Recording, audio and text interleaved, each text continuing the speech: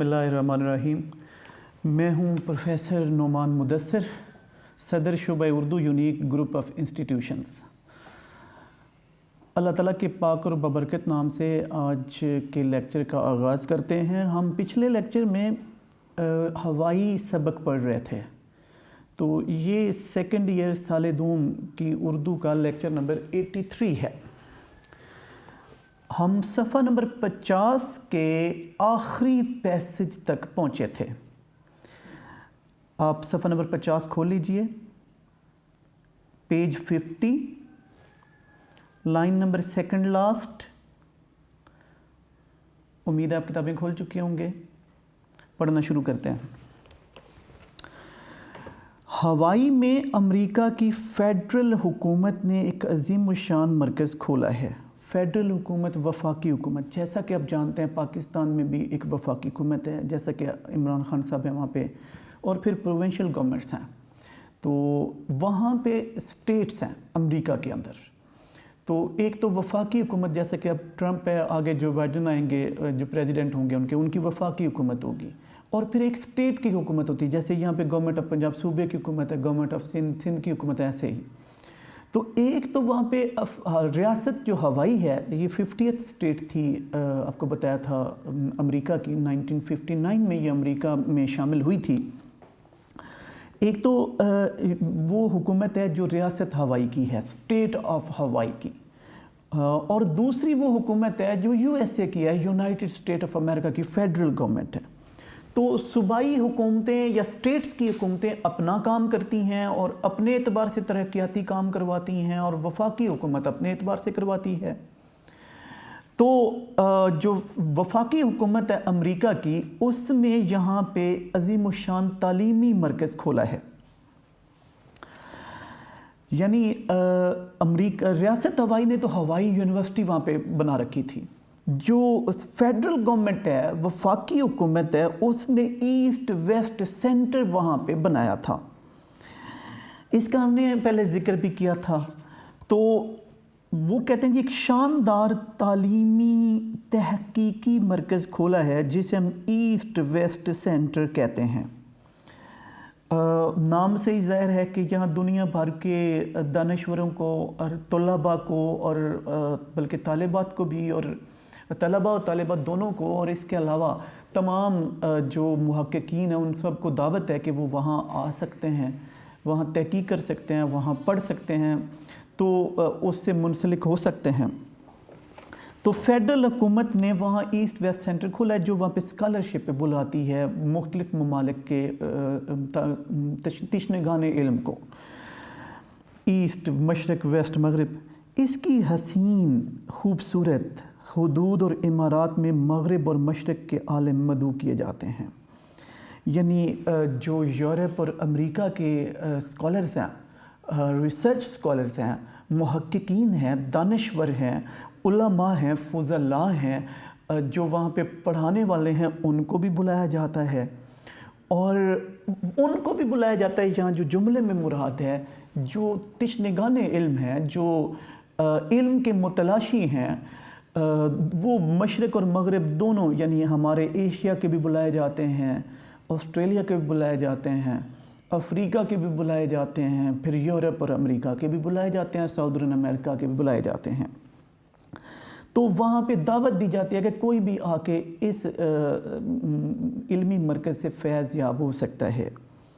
इन scholars को senior scholar कहते हैं। जो सीनियर स्कॉलर कहलाते हैं वो मरकज़ के ख़र्च पर आते हैं। ईस्ट वेस्ट सेंटर उन्हें माली एआनत मुहैया करता है, वजीफ़ा देता है। कितना $1200 का वजीफ़ा हर महीने पाते हैं। यानी माहाना 1000 या 1200 अमरीकन डॉलर उन्हें इमदाद मिलती है रिहाइश के लिए, खाने के लिए, तालीम हासिल करने के लिए। इस नन्हे से वजीफ़े में, यानी लगता तो $1200 बहुत मामूली सा वजीफ़ा है, लेकिन इसमें एक ख़ानदान ठाठ कर सकता है, यानी वो अच्छी खासी गुज़र बसर कर सकता है। अब अभी भी जानते हैं, उस वक्त अगरचे डॉलर की कीमत अगर इतनी नहीं थी, लेकिन इस वक्त आप जानते हैं कि अगर $1000 हों तो 1,60,000 रुपये बनेंगे, اور 1200 ہوں گے تو پھر وہ کوئی 1,80,000 یا 2 لاکھ کے قریب روپے پہنچے گے. اتنے میں اچھا کچن چل سکتا ہے, خاندان اچھا گزارا کر سکتا ہے. یہی وہ ذکر کر رہی ہیں. پھر وہاں پہ ہماری طرح شتر بے مہار اکانومی نہیں ہے کہ جب چاہیں تجار جو ہیں وہ مہنگائی میں ہوش ربا اضافہ کر دیں. وہاں پہ محکمے ہیں, ادارے ہیں, اور ان اداروں کا بڑا کنٹرول ہے, ان کی بڑی گرفت ہے. تو ویسے بھی خوشحال ممالک میں اس طرح انفلیشن ریٹ یعنی مہنگائی کا جو تناسب ہے اس طرح نہیں بڑھتا ہے. تو وہاں پہ اشیاء نسبتاً سستی, اور $1,000-1,200 اچھے خاصے, یعنی دنیا کی مضبوط ترین کرنسی ہے ڈالر. تو اب یہ $1,000-1,200 جب ملتے ہیں تو اس میں ایک پورا خاندان عزت سے رہ سکتا ہے, جو ایک سینئر اسکالر کو دیا جاتا ہے. 10 مہینے یا سال کورس کی میعاد ہوتی ہے. میعاد مدت, عرصہ, یعنی کورس جو وہاں پہ کرنے کے لیے جاتے ہیں. جیسے کہ آپ کو بتایا تھا کہ مصنفہ کے جو شوہر نامدار تھے ریاض الدین صاحب, یہ وزارت خارجہ کے سینئر افسر تھے. تو اب جو جتنے سی ایس پیز ہیں, جو سی ایس ایس ہیں, جو فیڈرل کے محکموں کے یا federal F P S C کے کوالیفائڈ لوگ ہیں, ان لوگوں کو کورسز کے لیے حکومت باہر بھیجتی ہے, اور باہر سے گورنمنٹس جو ہیں انہیں فائنانس بھی کرتی ہیں, باہر کی یونیورسٹیز. تو یہ 6 مہینے, سال یا 2 سال کا کورس کرنے باہر جاتے ہیں. تو یہ ریاض الدین صاحب بھی اسی ذریعے سے باہر گئے تھے پڑھنے کے لیے یا تحقیق کے لیے. زیادہ تر افسران جو ہیں تحقیق کے نام پہ سیر و سیاحت کے لیے جاتے ہیں. تو یہاں ایسٹ ویسٹ سینٹر میں بھی پڑھائی کی پابندی نہیں تھی, آگے ذکر آئے گا. تو بہرحال یہ اسی سلسلے میں گئے تھے.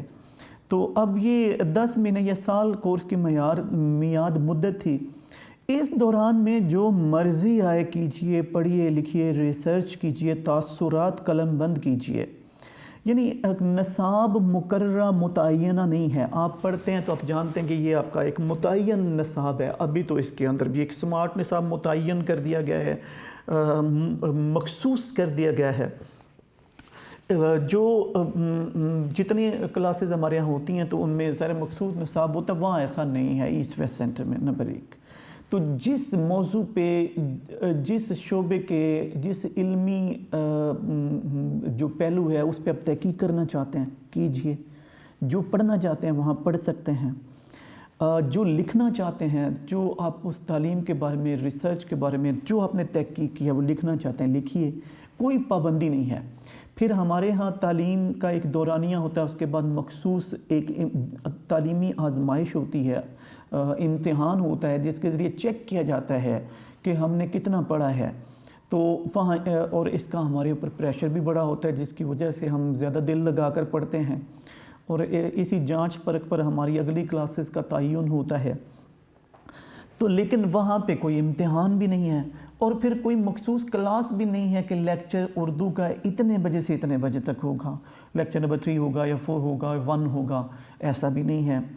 اور وقت مقررہ بھی نہیں ہے کہ صبح آپ 8 بجے پہنچیے اور 2 بجے چلے جائیے.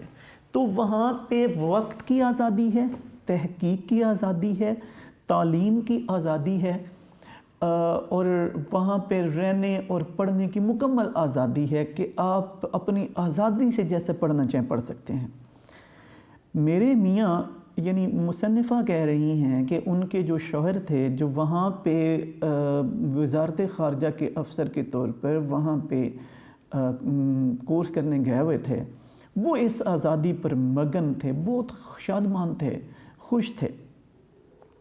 آپ کا آرام دہ کمرہ ملا ہوا تھا, ٹائپ رائٹر تھا. یہ ہمارے دور کے بات نہیں ہے, سب آپ کو بتایا ہے کہ جو 64-65 کے لگ بھگ کا یہ سفر نامہ ہے 1965 کے لگ بھگ کا. تو اب وہ اس وقت اگر ہے تو پھر ظاہر ہے کہ ٹائپ رائٹر ہی ہوتے تھے جس سے ٹائپ کیا جاتا تھا. جو آپ نے پڑھا یا لکھنا چاہتے ہیں تو اس کو اگر آپ محفوظ کرنا چاہتے ہیں ٹائپ کیا جاتا تھا. اب آپ کمپیوٹر پہ, پی سیز پہ, بلکہ اب تو چھوٹے سے سیل فون کے اندر سارا پی سی آ گیا ہوا ہے. بہرحال یا آپ کے پاس لیپ ٹاپس ہوتے ہیں تو ٹیبز ہوتی ہیں. اس وقت ایسی کوئی سہولت نہیں تھی تو ٹائپ رائٹر ملا ہوتا. غسل خانہ یعنی ملحقہ جو باتھ روم ہے اس کا ذکر ہو رہا ہے. یہ بھی ہمارے لیے تو ایک کامن سی چیز ہے, لیکن 60 کے ایرا میں آپ یہاں پہ جو اٹیچڈ بات ہیں وہ بہت کوئی یعنی 10% لوگوں کو بھی میسر نہیں تھے. گھروں کا سٹرکچر ایسا ہوتا تھا کہ بڑے بڑے کمرے ہوتے تھے اور مشترکہ باتھ روم ہوتا تھا, اور دیہات میں تو اس کا بھی اس طرح تصور نہیں تھا. تو وہاں پہ بھارت جی غسل خانہ ہے اٹیچ, ملک بہترین لائبریری ملی ہوئی ہے, وہ یونیورسٹی کی ہے ظاہر ہے, جس میں ہر طرح کی کتاب ہے, ہر موضوع پر, ہر علم کی اور قسم قسم کی کتابیں ہیں. ساتھ ہی سستا اور مزے کا ریستوران ہے, یعنی کیفیٹیریا ہے جہاں پہ آپ ایک تو کم قیمت ہے اور پھر معیاری ہے, تو اور پھر اس کے کھانے ذائقے دار ہیں. تو چنانچہ مزیدار کھانا وہاں پہ ملتا ہے اور ارزاں نرخوں پر دستیاب ہوتا ہے. ارد گرد لڑکے لڑکیاں اب رونق چہل پہل لگی رہتی ہے, نوجوان نسل ہے, نوجوانوں میں رہ کر انسان زیادہ خوش رہتا ہے. تو نوجوان لڑکے لڑکیاں ہیں تو ان کو دیکھ کر پڑھنے کا جذبہ پیدا ہوتا ہے, خوش رہنے کے اور گپ لگانے کی, اور ظاہر جوانی زندگی کی علامت ہوتی ہے, زندگی میں حرکت کی علامت ہوتی ہے. اس دور میں زیادہ انسان ایکٹیو ہوتا ہے, چست ہوتا ہے, اور پھر اس دور میں جذبے ہوتے ہیں, امنگیں ہوتی ہیں, سرگرمیاں ہوتی ہیں, ترقی کرنے کا جذبہ ہوتا ہے, نت نئے خیالات ہوتے ہیں, زندگی کے بارے میں طرح طرح کے کیا کہنا چاہیے خیالات ہوتے ہیں, فلسفے ہوتے ہیں.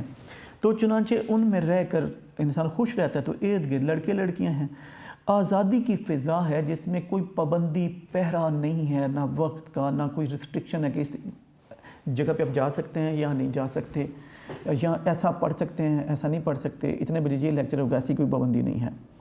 تو اس آزادی کی فضا اور پھر اکثر عالم سگریٹ کا دھواں اور غپ اڑاتے پائے جاتے ہیں. یعنی تمباکو نوشی پر بھی کوئی قدغن پابندی نہیں تھی تب وہاں پہ, اور گپ لگاتے پائے جاتے ہیں. جیسا کہ ہمارے یہاں تو کوریڈورز میں آپ دیکھنا, اگر آپ گپ لگا رہے ہوں تو یہاں ظاہر کلاسیں بھی ڈسٹرب ہوتی ہیں, لیکن اس کے ساتھ ہی باقاعدہ طور پر انتظامیہ حرکت میں آتی ہے, آپ کو کلاس رومز میں بھیجتی ہے. سگریٹ پینے کا آپ کالج کی حدود میں مشکل بات ہے, اس کے ارد قریبی علاقوں میں بھی تصور نہیں کر سکتے, لیکن وہاں پہ اس کی آزادی تھی, اور پھر گپ لگانے کی مکمل آزادی میسر تھی. لیکن کوئی رپورٹ کرنے والا نہیں تھا کہ کوئی جا کے بتائے کہ وہ بچے گپ لگا رہے ہیں, کلاس میں نہیں جا رہے, یا وغیرہ وغیرہ سگریٹ نوشی کر رہے ہیں. اب کچھ عالم, یہ جو سینئر اسکالرز آتے ہیں جو تحقیق کے لیے آتے ہیں یا پڑھنے کے لیے آتے ہیں, اس کے خرچ پر کچھ کتابیں بھی لکھ جاتے ہیں. یعنی کچھ لوگوں کا ذہن علمی سا تحقیقی سا ہوتا ہے, ان کا ذوق ہوتا ہے, شوق ہوتا ہے, تو وہ کتابیں بھی تحریر کر جاتے ہیں مختلف موضوعات پر, جو یہ مرکز بہت فخریہ شائع کرتا ہے, چھاپتا ہے کہ ہمارے سینئر اسکالر نے, ہمارے ہاں ریسرچ کرنے والے, تحقیق کرنے والے نے یہ مقالہ لکھا ہے, یہ تحقیق کی ہے, یہ کتاب لکھی ہے. تو اسے اپنے مرکز ایسٹ ویسٹ سینٹر کے مطبع سے, یعنی پرنٹنگ پریس سے شائع کیا جاتا ہے, یعنی اس یعنی ادارے کے نام کے ساتھ شائع کیا جاتا ہے اور فخر سے بتایا جاتا ہے. اب آگے مصنفہ بتا رہی ہیں کہ ہاں تو ایسٹ ویسٹ سینٹر اور ہوائی کی یونیورسٹی میں یوں تو عرضی قربت ہے, یعنی زمینی اعتبار سے یہ بالکل ملحق ہے, یونیورسٹی ہے, اور بیسیکلی یونیورسٹی کی جو زمین تھی اسی کی حدود میں ایسٹ ویسٹ سینٹر پہلے بنایا گیا تھا, بالکل ایک سائیڈ پہ ایک. اب یہ مراد کیا ہے کہ اس زمین کے لحاظ سے جڑے ہوئے ہیں, لیکن ازلی شروع سے رقابت بھی ہے, مقابلہ بازی بھی ہے. اب رقابت دشمنی بھی ہوتی ہے, لیکن یہاں کمپٹیشن مراد ہے, مقابلہ بازی ہے. کسی حد تک یہ رقابت صحت مند بھی ہے, یعنی کسی حد تک اس کا فائدہ بھی ہوتا ہے کہ دونوں مرکز ایک دوسرے سے آگے بڑھنے کی کوشش کرتے ہیں. ہوائی یونیورسٹی بہترین سہولتیں دینے کی کوشش کرتی ہے, جواب میں ایسٹ ویسٹ سینٹر اس سے بہتر دینے کی کوشش کرتا ہے, وہ بہترین تعلیمی ماحول پیدا کرنے کی کوشش کرتی ہے, یہ اس سے بہتر.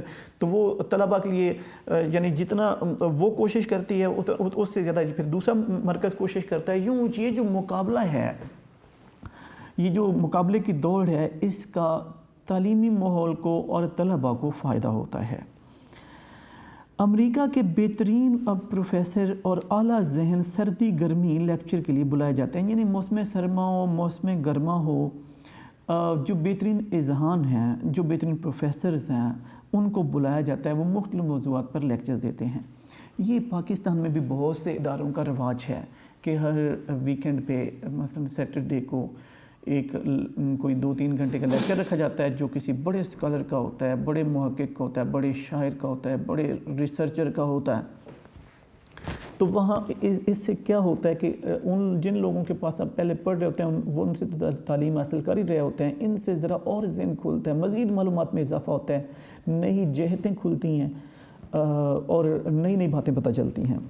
تو وہاں اب ظاہر جو مانے ہوئے پروفیسر ہیں، جو بہترین پروفیسر ہیں، جن کی علمی قابلیت مسلمہ ہے، مشہور ہے، اور وہ اذہان جنہوں نے کچھ کر کے دکھایا ہے اس معاشرے کے لیے، دنیا کے لیے، ان کو وہاں مختلف خطبات کے لیے بلایا جاتا ہے۔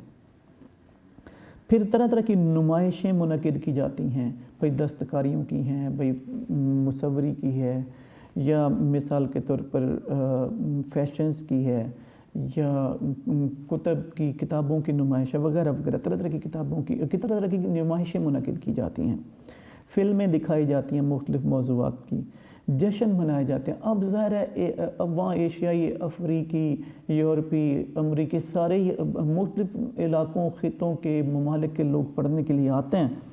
اب وہ مختلف مذاہب سے، مختلف ممالک سے، مختلف خطوں سے تعلق رکھتے ہوتے ہیں، تو ان کے ہاں جشن، مثلاً ہمارے ہندوستان، پاکستان کے اندر اگر یہاں کے لوگ گئے ہوئے ہوں تو عیدین الگ ہوں گے، وہ ہولی وغیرہ الگ تہوار ہوں گے ہندوؤں کے، تو وہ مختلف جشن منائے جاتے ہیں، اجتماعی تہوار منائے جاتے ہیں۔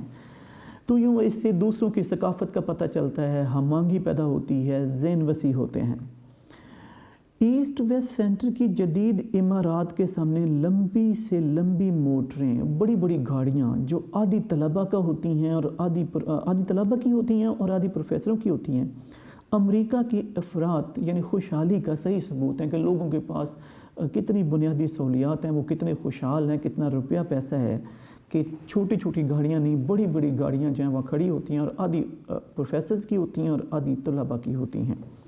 یعنی طلباء کے پاس پڑھنے والوں کے پاس بھی بڑی بڑی گاڑیاں ہیں، اور جو پڑھانے والے ہیں ان کے پاس بھی بڑی بڑی گاڑیاں ہیں۔ عموماً ہم خوشحالی کا جو معیار ہم دیکھتے ہیں تو ہم یہ دیکھتے ہیں کہ ان کا گھر کتنا بڑا ہے، پھر ان کے پاس گاڑی کتنی بڑی ہے یا کیسی ہے، اور پھر اس کے علاوہ ان کے پاس عہدہ کتنا بڑا ہے۔ تو اس سوسائٹی کے اندر چونکہ وہ دنیا کی سب سے بڑی معیشت ہے امریکہ، لوگوں کے پاس بہت زیادہ بنیادی سہولیات ہیں، روپیہ پیسہ دنیا بھر میں جہاں بھی ہے ان کی کرنسی زیادہ سٹیبل ہے، وہی چلتی ہے، اور وہ اس کے ثمرات امریکہ میں کہیں نہ کہیں پہنچتے ہیں، دنیا میں جہاں بھی معیشت ہے۔ تو اب کہتے ہیں کہ دیکھنا فرض کیا وہ اگر لون ہی دیتے ہیں تو اس کا کتنا انٹرسٹ وہاں پہ گھوم پھر کے پہنچتا ہے، ان کی مصنوعات، چیزیں جو لوگ خریدتے ہیں، جنگی مصنوعات اب کتنی خریدتے ہیں۔ ہمارے ہاں جو اسلحہ ہے، فضائیہ کا ہے یا بری ہے، اس میں ایک بڑا حصہ جو ہے وہ امریکن اسلحے کا ہے، تو اس انڈسٹری کا ہے، تو وہ اب وہاں روپیہ پیسہ گھوم پھر کے پہنچتا ہے، لوگوں کے پاس بہت لوگوں کو خوشحالی حاصل ہے، تو بڑی بڑی گاڑیاں ہیں ان کے پاس جن کا یہاں طبقہ اشرافیہ کے علاوہ کوئی تصور نہیں کر سکتا۔ اس مغرب و مشرق کے مرکز کا، ایسٹ ویسٹ سینٹر کا ترجمہ کیا گیا ہے، ایک جاپانی باغ دیکھنے سے تعلق رکھتا ہے، یعنی اس کا طرز تعمیر، بناوٹ، ساخت جو ہے وہ جاپانی ہے۔ جاپانیوں کا فن باغبانی مشہور ہے، معروف ہے، یہ سدا بہار پھولدار پھلدار پودے لگاتے ہیں، چیری کے پھولوں کا خاص عمل دخل ہوتا ہے ان کے باغوں کے اندر، تو کہتے ہیں کہ اور مختلف قسم کے پھول لگائے جاتے ہیں، تو وہ جاپانی طرز کا ایک باغ ہے جو دیدہ زیب ہے، توجہ اپنی طرف مبذول کروا لیتا ہے، یہ اتنا ایمان شیکن ہے، مراد ہے اتنا حسین ہے، اتنا دل ربا ہے کہ میں اکثر لائبریری جاتے جاتے اس میں گھس جاتی تھی، یعنی جب میں کتب خانے جاتی کتابیں لینے کے لیے، پڑھنے کے لیے، تو میں پہلے باغ میں چلی جاتی اس کی سیر کے لیے۔ جزائر ٹہیٹی کے پھول، خصوصاً گارڈینیا، ٹہیٹی کے جزائر بھی بیٹے اب ظاہر ہے یہ آسٹریلیا کے ارد گرد فجی کے جزائر پائے جاتے ہیں، آپ جانتے ہیں کہ وہ 840 ہیں، تو ان میں سے 100 جزائر آباد ہیں، یہ بھی اسی طرح. تو ان کے مختلف پھول ہیں، جیسے گارڈینیا مشہور ہے کہ اس کے جیسے زینیا ہوتا ہے پھول، اس کی ہر پتی کا رنگ ڈیفرنٹ ہوتا ہے، یہ اسی طرح اس کے پھول ہیں. زرد چنبیلی ہمارے یہاں سفید چنبیلی پائی جاتی ہے، یہ پیلے رنگ کی چنبیلی ہے. کنول، ڈیفوڈلز، نرگس کے جو پھول ہیں مختلف قسم کے، کچا سبزہ، یہ سوکھا ہوا نہیں، اور یعنی جو تازہ سبزہ ہوتا ہے، جیسے بارش ہوئی ہو، دھلا ہوا ہو اور کچا نئی گھاس اگی ہو تو جیسی گہری سبز ہوتی ہے، بالکل ویسے. نڈھال پانی، یعنی اس کا لہریں مارتا ہو نہیں، ٹھاٹھیں مارتا ہو نہیں، کمزور یعنی تھوڑی معمولی روانی سے بہتا ہوا پانی. اور پھر اس میں رنگین مچھلیاں، یعنی یہ اس پارک کے اندر کی بات ہو رہی ہے، باہر سمندر بحر الکاہل کی نہیں بات ہو رہی ہے. رنگ برنگی مختلف رنگوں کی مچھلیاں، جیسے کہ آپ کل ایکویریم میں رکھ لیتے ہیں بالکل. اور اس کی پشت پر متنوع قسم کے درختوں کا ذخیرہ، ہزاروں اقسام کے درخت ہیں کرۂ ارض پر، تو مختلف قسم کے پودے وہاں لگائے گئے ہیں، درخت لگائے گئے ہیں، تو ان کا ایک بڑا ذخیرہ ہے. ان خوبیوں کی وجہ سے یہ پارک وہ کہتی ہیں کہ اس فطرتی حسن کی وجہ سے، خوبصورتی کی وجہ سے مجھے بہت پسند ہے. آگے جی، اس ایسٹ ویسٹ سینٹر کے علاوہ یونیورسٹی کا میلوں میں پھیلا ہوا احاطہ بھی ایک دیدہ زیب سبزہ زار ہے. یعنی جو ہوائی یونیورسٹی کا، یعنی ایسٹ ویسٹ سینٹر کے علاوہ جو ہوائین یونیورسٹی ہے، کئی میلوں تک پھیلا ہوا، اس کا احاطہ بھی ایک بڑے لان کی شکل رکھتا ہے کی صورت میں موجود ہے. یونیورسٹیاں جو ہیں انگریزوں کا اور ویسٹرن طرز کا جو رول ہے، وہ بڑے بڑے احاطوں میں بنائی جاتی ہیں. مثلا پنجاب یونیورسٹی آپ دیکھتے ہیں کتنے 100 ایکڑ میں ہے. اسی طرح تو وہ اس کا کئی میلوں تک رقبہ ہے پھیلا ہوا. ہر قدم پر اب وہ ان سبزہ زاروں کو خوبصورت انداز سے بنایا سجایا گیا ہے، آراستہ کیا گیا ہے. گل آویزاں رفشیں، پھول یعنی لٹکائے گئے، پودے لگائے گئے ہیں، ان کی قطاریں بنائی گئی ہیں، ان کے درمیان چلنے والے راستے ہیں.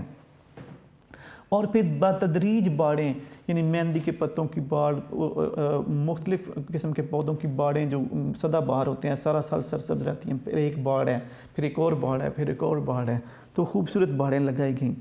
لیکن اس کے علاوہ جو سب سے دل پذیر حسین عنصر پہلو اس فضا میں پایا جاتا تھا، وہ تھا بین الاقوامی طلباء کا ربط ضبط، میل ملاپ آپس میں. یعنی وہ افریقی بھی تھے، ایشیائی بھی تھے، آسٹریلوی بھی تھے، یورپی بھی تھے، امریکی بھی تھے، لیکن ان میں ہم آہنگی تھی، یگانگت تھی. یہ آپس میں ملتے تھے تو ایک دوسرے سے بہت کچھ سیکھتے تھے.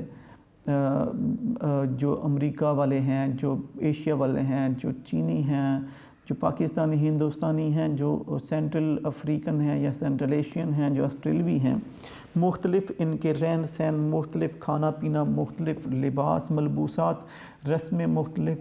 تو یہ ایک دوسرے کی ثقافت اور تہذیب اور رہن سہن سے بہت کچھ سیکھتے تھے.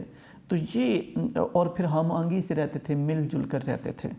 تو وہ ایک اجتماعی معاشرہ تھا.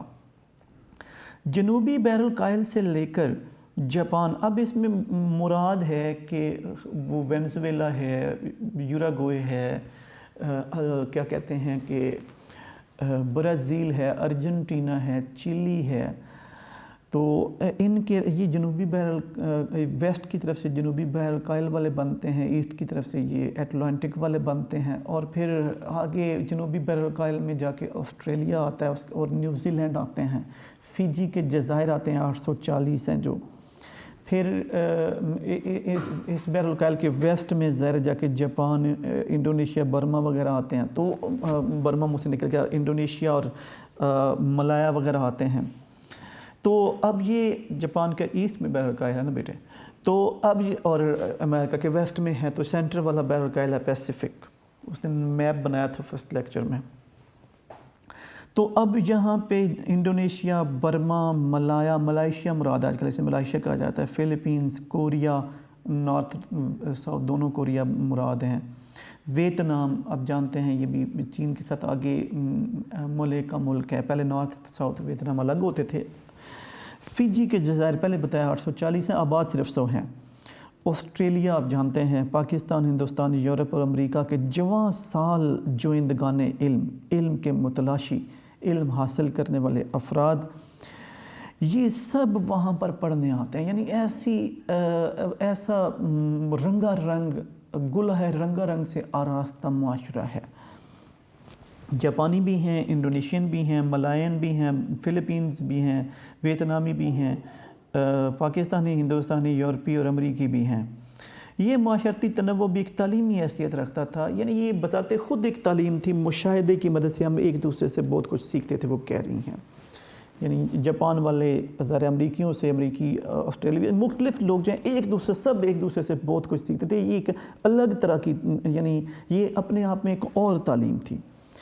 تو مصنفہ نے اس سفر نامے میں ہوائی جزیرے تک کے سفر اور ہوائی جزیرے کی سیاحت اور وہاں کے علمی مرکز بالخصوص ایسٹ ویسٹ سینٹر اور ہوائی یونیورسٹی کے ماحول کا نقشہ کھینچا ہے. یہ تھا جی بیٹا آپ کا سبق دھنک پر قدم سے جو لیا گیا ہوائی. اب اس کا جب آپ خلاصہ تیار کریں گے تو بیٹے ہمیشہ پوائنٹس تیار کرتے ہیں. سب سے پہلے تو ظاہر ہے اب جب پہلا پوائنٹ ہوگا کہ وہ جب ذکر کرتی ہیں کہ مجھے سفر کرنے کا ہمیشہ سے شوق ہے، تو پھر میاں کا ذکر کیا کہ وہ ہوائی 3 مہینے پہلے جا چکے تھے. پھر سامان سمیٹنے کا ذکر ہے، پھر BO/AC کا ٹکٹ بک کرانے، پھر اس کے بعد کلکتہ، پھر کلکتہ کا تھوڑا سا ذکر بھی تھا کہ وہاں ان کے ساتھ کیا ہوا تھا، یعنی بنیا پولیس نے جو کچھ کیا تھا. اس کے بعد ہانگ کانگ، پھر ہانگ کانگ سے ٹوکیو، اور پھر ٹوکیو سے وہ پہنچیں ہوائی. اب اگلا، یعنی یہ تو مختصر احوال ہے پاکستان سے ہوائی تک کے سفر کا، جو پہلا پیسج ان کا بڑا پیسج چلتا ہے. اگلے پیسج کے جو پوائنٹس ہیں اس میں جب وہ اتری تھی تو شور ڈیٹ غلط سمجھنے کی وجہ سے استقبال کے لیے نہیں جا سکے تھے، لینے کے لیے ایئرپورٹ نہیں جا سکے تھے، اس کا تذکرہ ہے. اس سے نیکسٹ پیسج کے اندر بیٹا ظاہر ہے جو اگلا پوائنٹ اپ ہوگا کہ وہ گھر کے اندر جو ماحول تھا، وہ جو ریاض الدین صاحب کی وجہ سے وہاں گندگی پھیلی ہوئی تھی، وہ کوڑے کے ڈھیر اور وہ جرابیں اور موزے وغیرہ. پھر جو صفائی کا ذکر ہے، پھر وہ کہتی ہیں کہ اس کے بعد وہ جزیرے کا اولین معائنہ کرنے گئی تھیں. اچھا جی، پھر ہنوما بے کا ذکر ہے اور وہاں کے پہاڑوں کی خوبصورتی کا ذکر ہے اور سمندر کا ذکر ہے. اس کے بعد بیٹے سپر مارکیٹ کا تذکرہ ہے کہ وہاں کتنی افراد ہے، کتنی خوشحالی ہے، وہاں کیسے عورت کے بٹوے کھل جاتے ہیں اور آنکھیں بھی کھل جاتی ہیں. اس کے بعد بیٹے ذکر ہے کہ وہ جو انہوں نے سیکنڈ ہینڈ سامان گھر کے لیے لے رکھا تھا، جس میں کار تھی، ٹیلی ویژن تھا، صوفہ تھا، گراموفون، ٹیپ ریکارڈر اور باغ کی کرسیاں وغیرہ تھیں، اور پھر گاڑی کی کچھ خوبیاں بتائی گئی ہیں اور ٹیلی ویژن کی بھی. اچھا، پھر اس کے بعد وہ بتاتی ہیں کہ وہ کھانا پکا کر کیسے سیر کے لیے نکل جاتی تھیں، 2 دن کا کھانا پکا کر. اچھا جی، پھر یونیورسٹی کے بچوں سے ملنا اور لائبریری سے کتابیں لانا. اس کے بعد ایسٹ ویسٹ سینٹر کی باتیں بیان کی گئی ہیں کہ وہ کتنے وظیفے پر لوگوں کو بلواتے ہیں، اور پھر وہاں پڑھائی کا ماحول کیا ہے، کیا کوئی کلاس نہیں ہے، کوئی امتحان نہیں ہے، کوئی وقت نہیں ہے، کوئی پابندی نہیں ہے. اچھا، پھر ایسٹ ویسٹ سینٹر اور ہوائی کی باہمی رقابت کا ذکر کیا گیا ہے. تو اس کے بعد وہ جاپانی باغ کے حسن، اس کی خوبصورتی کا ذکر کرتی ہیں. اس کے بعد وہ یونیورسٹی جو ہوائی یونیورسٹی ہے اس کا میلوں میں پھیلا احاطہ ہے، اور پھر وہاں پہ جو مختلف نواع قسم کے لوگ پڑھنے کے لیے آتے ہیں ان کا ذکر کیا گیا ہے.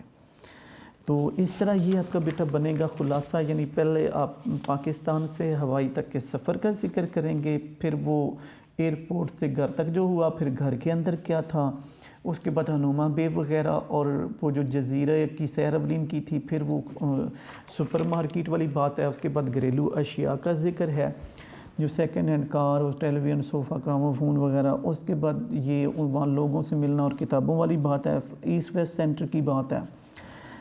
ایسٹ ویسٹ سینٹر اور ہوائی کا موازنہ ہے، جاپانی باغ ہے اور ہوائی یونیورسٹی کا رقبہ اور وہاں پہ قسم قسم کے طلباء. یہ کل آپ کا خاکہ بنتا ہے. تو انہی پوائنٹس کی آپ ڈیٹیل کچھ لکھتے ہیں. آپ جانتے ہیں کہ خلاصہ 1/3 ہوتا ہے. آپ کے پاس تو جو صفحات ہیں وہ 3 ہیں، لیکن کوارٹر ایک پریزنٹیشن میں لگ جاتا ہے، تو 2.5 سے 3 صفحے کا آپ کا خلاصہ ہونا چاہیے. وہاں پر آپ کو سم اپ کر لینا چاہیے.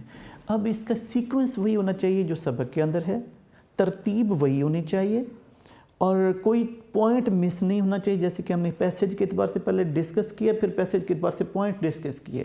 پوائنٹس آپ کی فنگر ٹپس پہ ہونے چاہیے کہ یہ اس طرح باتیں ہیں اس کے اندر. یہ بڑا مشہور بھی ہے ہوائی سبق جو ہے. تو چنانچہ اس طرح اگر آپ تیار کریں گے، پھر بیٹی جو امپورٹنٹ ورڈز ہیں انہیں مارکر کی ٹپ سے ہائی لائٹ کرتے ہیں. تو خلاصے کی جو پریزنٹیشن ہے شاید ہم نے آپ کو سکھائی تھی جب ٹائم مینجمنٹ اور پیپر مینجمنٹ کا لیکچر ہوا تھا، لیکچر نمبر 78 اور 79 تھے، ان کے اندر ہم نے آپ کو سکھایا تھا. تو اب پوائنٹس جو ہیں مس نہیں ہونے چاہیے، پورا مواد 1/3 ہونا چاہیے، اور پوائنٹس جو ہیں ہائی لائٹ کیے وہ مارکر کی ہیڈنگز مت بنائیے گا، پورا جملہ نہ ہائی لائٹ ہوا ہو، ایک لفظ ہائی لائٹ کرتے ہیں، جیسے انوما بے ہے، جیسے ایسٹ ویسٹ سینٹر ہے، جیسے ہانگ کانگ ہے، جیسے جاپان ہے، جیسے کیا کہنا چاہیے کہ آگے ریاض الدین صاحب کا نام ہے، یا آگے ہنوما بے پہلے بھی ذکر کیا، یا سپر مارکیٹ وغیرہ وغیرہ، ایسے لفظ ہائی لائٹ کرتے ہیں. تو یوں اس طرح آپ کا بہترین خلاصہ بن جائے گا. اگر کمی نہیں ہوگی بیٹا، کوئی پوائنٹ مس نہیں ہوگا، ترتیب وہی ہوگی، اور وہ آپ نے 2.5 پیج پہ سے سم اپ بھی کیا ہوا ہوگا، تو وہ اچھے نمبر دے گا انشاءاللہ. یہی تھا بیٹا ہمارا آج کا لیکچر. لیکن اس سے پہلے کہنا میں یہ چاہتا ہوں کہ اس کے MCQs صحیح طریقے سے تیار کریں، بہترین انداز سے تیار کریں. مصنفہ کی ڈیٹ آف برتھ جو ہے وہ بھی آپ کو پتہ ہونی چاہیے، چونکہ کتاب میں ان کی صرف ڈیٹ آف برتھ کا ذکر ہے. ہم نے ویسے آپ کو ڈیٹ آف ڈیتھ بھی بتائی تھی پہلے ہوائی کے لیکچر میں، لیکن آپ ڈیٹ آف برتھ جو ہے وہ بھی، پھر اس کے علاوہ جو اس پہ نالج بیسڈ اور لینگویج بیسڈ جو MCQs ہیں ہم نے نوٹس میں بنا رکھے ہیں، وہاں سے آپ تیار کر سکتے ہیں، یہاں سے بھی تیار کریں. اپنا بہت زیادہ خیال رکھیے گا. امید ہے آپ نے بہت کچھ سیکھا ہوگا. تو انشاءاللہ پھر اگلے لیکچر ملاقات ہوتی ہے. اللہ حافظ.